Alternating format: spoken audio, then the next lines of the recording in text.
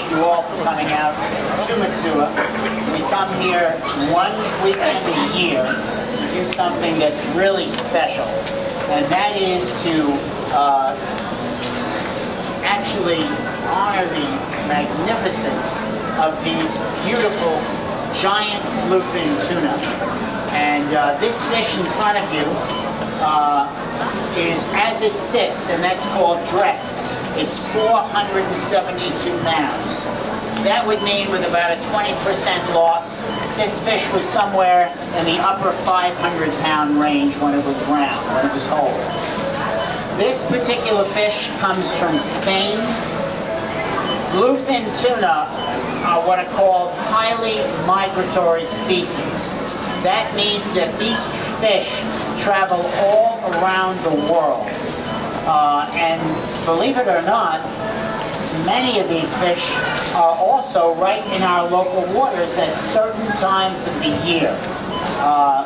I am a tuna fisherman. I love tuna fish. I love catching them. I love eating them. I love the whole cycle. And I really respect how beautiful these fish are.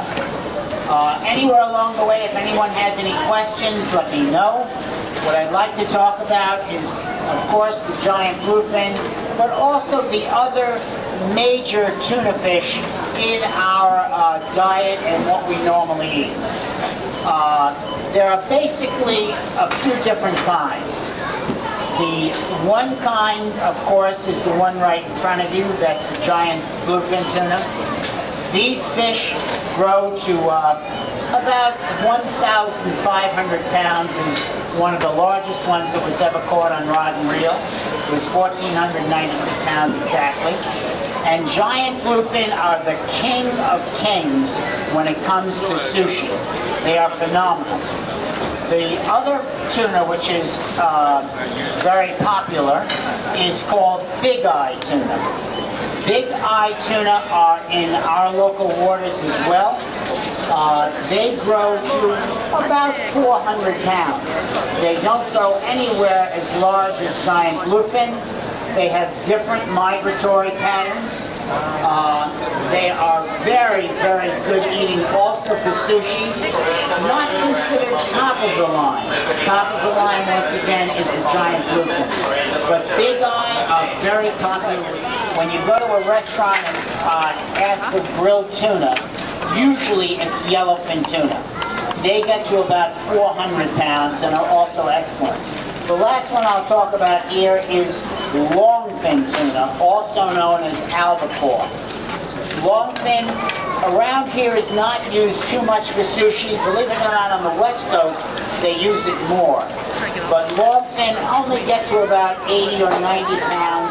But when you look at your tuna fish in cans, like Bumblebee and Star-Kissed tuna, the canned tuna, that white meat tuna, is called longfin tuna. But again, the king of kings of all of these fish, when it comes to sushi, is the giant bluefin. And this fish that I have in front of me, and fish like it, they may be off the coast of Massachusetts at this time of the year, and then they migrate all over the world. They travel to the Indian Ocean, they go down to the Gulf, they go everywhere. They go to Spain, and they are the fish that's really known to be the longest traveling fish. Now, a few things about one word that's very important today, and that word is quality. Quality. What makes a quality giant bluefin? And the biggest thing is fat content. And the fat content is very dependent upon what time of the year that you catch the tuna fish. These giant bluefin, when they migrate, do not eat when they're traveling across the oceans. So, if you were going from here to Florida, the day before you left, what would you do? You'd fill your tank with gas. And that's exactly the same scenario of what happens with these giant bluefin. What is their gas tank? Same as mine. Right here, I have a little Toro as well. But they take They feed tremendously. Once they sense that the weather is changing, they start gorging on food. They gorge on squid, sardines, anchovies, whatever the local food is. And when they do that, the fat content goes up tremendously. You can actually see the shape of the fish starts to change in the belly of these fish, and the value of the fish go up tremendously. Because when they're sold, they cut the tail, they take a piece out, and they also stick a rod in the fish and take a core out of it, like a hollow tube, and they feel with their fingers, the buyers, how much fat content is in the fish. And that could double and triple the price of the fish. When you hear about these fish sometimes in Japan, they sell for these crazy prices. Fat content. And I'll continue to talk about the fish as we go. They are aquadynamically beautiful. This fin here, the way it folds into the body of the fish, yeah, you can't come in here and see it, but it is unbelievable. It's a magical part of nature. The way that fin that he's cutting off right there, there's a piece in the body of the fish that directly matches the shape of that fin. This is called collaring the fish. It's annoying with this, but it's not.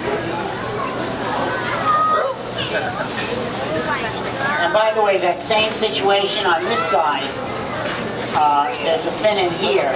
See it right here? And like a periscope, that falls right into the body. Oh, by the way, we sell the collars of the fish. There's a lot of good meat there, very popular. We sell that for $30. If anyone's interested in buying that, of course, it's only 2 of them, but that's it? All right. One of the collars is gone right there. There are 2 collars, of course, on the fish. You too? All right, that's the end of the collars. They're sold. Now, the fish, the giant bluefin comes in 4 quarters. There is the top loin, which is, of course, right on top. Then you have the bottom loin. This is the magic. This is the toro, right in here. And of course, on the other side, you have the same thing. So the fish come in 4 quarters. Now, the interesting thing about a good quality fish, a high quality fish, is you don't only have toro in the belly of the fish. There is toro all over the fish, and especially on the outer layer of the fish. It's called skin toro.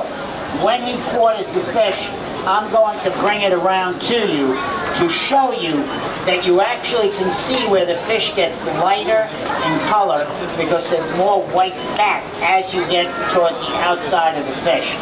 And by the way, there are so many misnomers about quality. Everybody wants, oh, I want to see that red color, like that lightsaber red color. Let me tell you something. It's not the color of the fish that matters as much as the fat content of the fish. And if a fish is very red and clear looking, that might be a pretty fish to look at, but it's not a delicious fish to eat. Mr. Nobu is now cutting that top loin.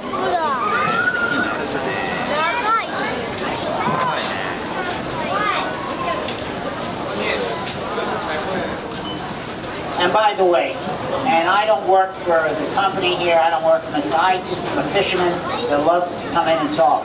But I will tell you this, the opportunity to buy a piece of this tuna and take it home with rice and a little wasabi is such a wonderful deal versus going to a restaurant like great restaurants, Nobu, Mitsuwa, Sushi Den, Masa. The ability to make your own sushi at home with tuna this high in quality is a phenomenal way to get value for a piece of fish. A piece of toro today in a restaurant, in one of those better restaurants, sells for about $16 to $20 a piece. Out of 1 pound of this, you can get about 40 pieces of sushi. So we do this, it's once a year, and again, this is no infomercial sales pitch, but it is a tremendous opportunity to make sushi at home like you will never find in your local fish market.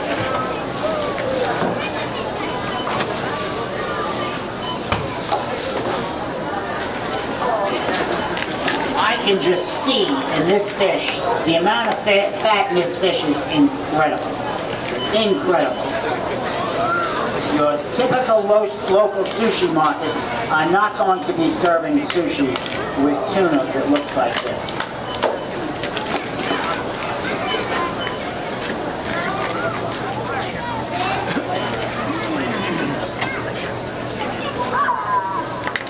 Here, without the microphone, you can see the different layers and how it's fattier down here. That's the skin tone. Right there. That's the skin tone and how that's the. Now again, it's not that cherry lightsaber red color. Why? Because it's tremendous.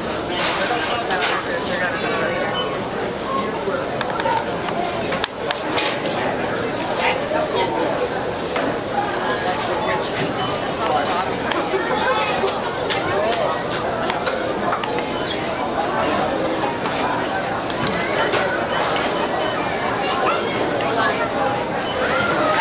Has a big piece of rice, we'll put it on and you can eat it right now.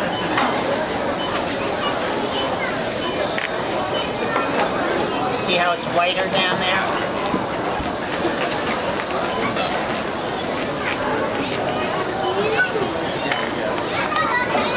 See how it's whiter down there? That's the skin taro, and then how it gets more into the red color.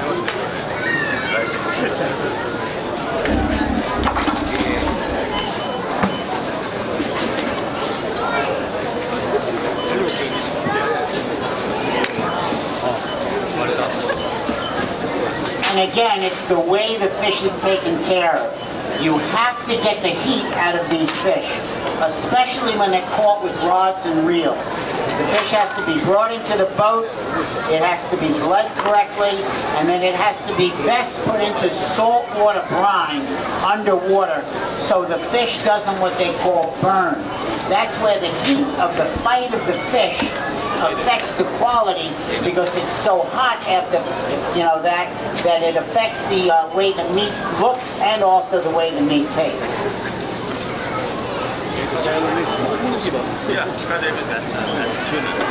And again, if anyone has any questions anytime, you know, let me know that as well.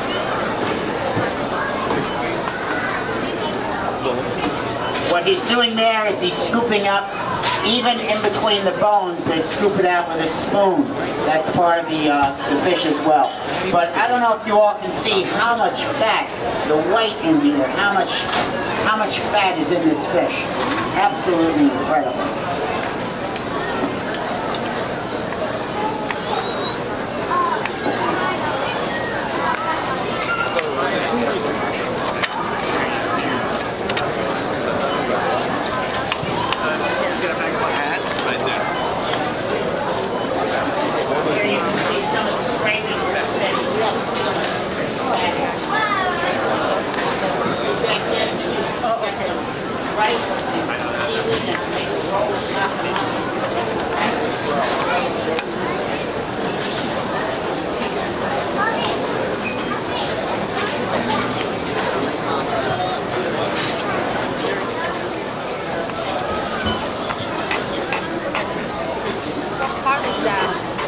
That's the belly. That's the big taro.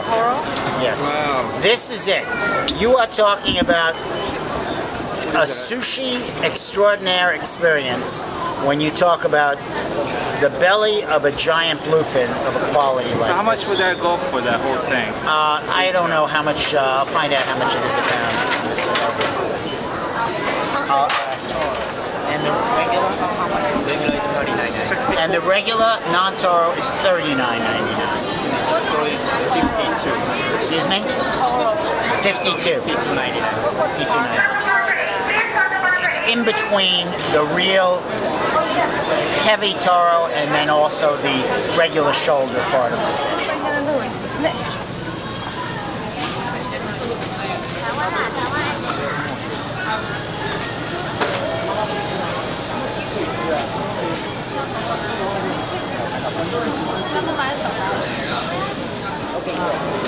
You have a rice maker? Yeah. Oh, you guys. So you guys making sushi tomorrow? Yeah. No, tomorrow. Probably tomorrow.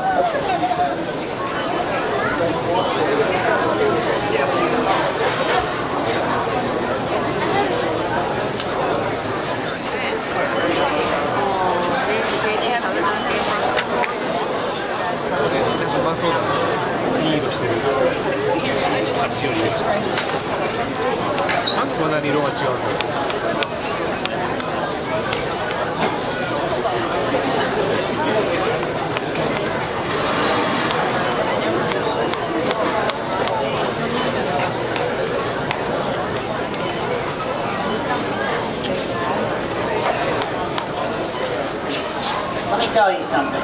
Another misnomer about fish. If you took a giant tuna like this and immediately caught it and said, oh boy, it was great, we cut it right on the boat, you never tasted anything like that, that's a bunch of baloney. That's like killing a cow and then eating it the same day.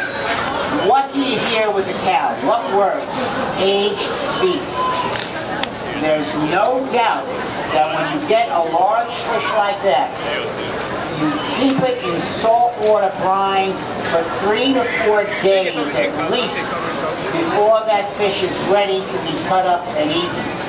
So it's the whole thing with fresh fish may be true in some areas, but in things like large tuna and sushi, all of those fish are aged a certain amount of time, and these fish have never been frozen.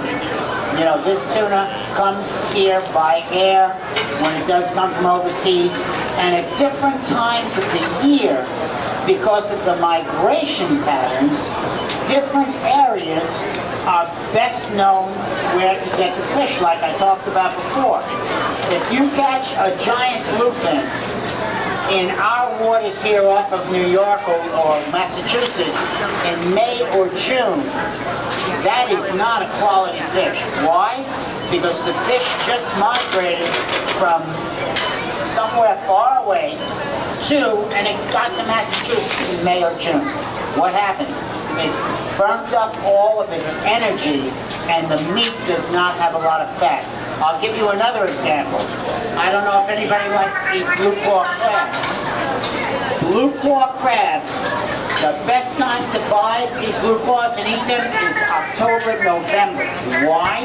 Because the blue claws are getting ready to go into the mud for the winter, and to store up enough energy to live over the winter without eating, they're dormant, they eat a tremendous amount of food before they go into the mud.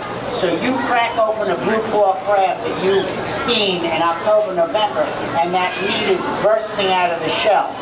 Take the exact same crab and get that crab when it comes out of the mud in April and May. You don't want to eat that crab. Why? Because it just came out of the mud and it's hollow inside. So where the fish come from?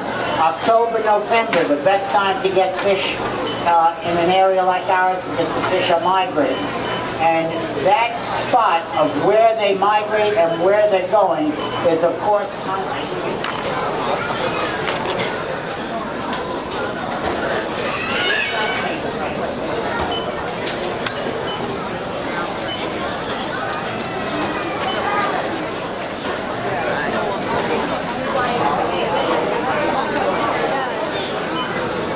What did they do with the chunks of it?